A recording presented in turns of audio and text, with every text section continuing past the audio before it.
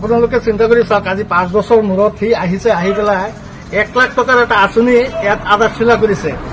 কিন্তু এইবিলাক আমাৰ চৰকাৰৰ দিনততো এইটো মানে আঁচনি নহয়, এইটো আমাৰ কৰ্মী পকেট খৰচা হয়। আমাৰ কৰ্মীবিলাকে দলৰ কাৰণে যিমান পইচা খৰচা কৰে, ইমান হেৰি ধৰি লওক কোটৰ বোতামৰ নিচিনা এটা আঁচনি ইয়াত আধাৰশিলা কৰিছে। এইটো হাস্যকৰ কথা। কিন্তু গৌৰৱ গগৈ যে ভাৰতবৰ্ষৰ ভিতৰত একদম ব্যৰ্থ সাংসদ, এইটো আমাৰ মাইনৰিটি মানুহে উপলব্ধি কৰিছে।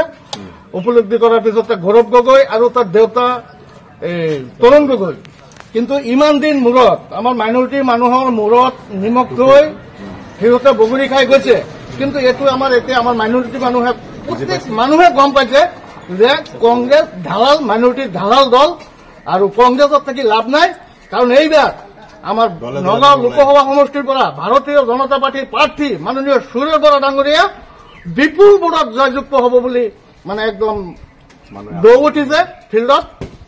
আৰু আমাৰ মাইনৰিটি মানুহে প্ৰায় 50% ভোট সুৰেশ বৰাক দিব বুলি আমাৰ আশা। আৰু সেইটো আপোনালোকে ৰিজাল্টৰ সময়ত গম পাব। যিহেতু 5 বছৰ কালি সাংসদ গৌৰৱ গগৈ হিচাপে কৰি গৈছে,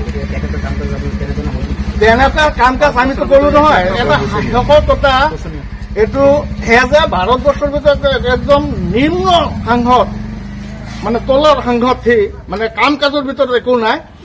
এইটো আজি 1 লাখ টকাৰ আধাৰশিলা বাদ দি পেলাই আমাৰ এইটো এলেকাত চাওকচোন, কিবা এটা MP ফাণ্ডৰ গৌৰৱ গগৈৰ কিবা এটা আঁচনি আছে নেকি? কিন্তু এটাই আছে তাৰ আঁচনি, মাননীয় বিধায়ক মহোদয়ৰ হাতত তাৰ আঁচনিবিলাক আহে। মাননীয় বিধায়ক মহোদয় তাৰ দলীয়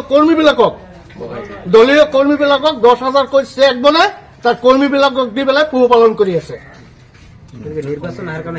নিৰ্বাচন যেনেকুৱা মানে কুলিৰ পৰাই মানে হেৰি আহিলে আহে, তেনেকুৱা মানে নিৰ্বাচন আহিছে কাৰণে আজি আমাৰ ৰাইজে মানে এই ৰাইজটো নহয়, তাৰ লগৰ মানুহকেইটাই, তাৰ ওচৰতো মানুহ যোৱা নাই, আপোনালোকে চাইছেই।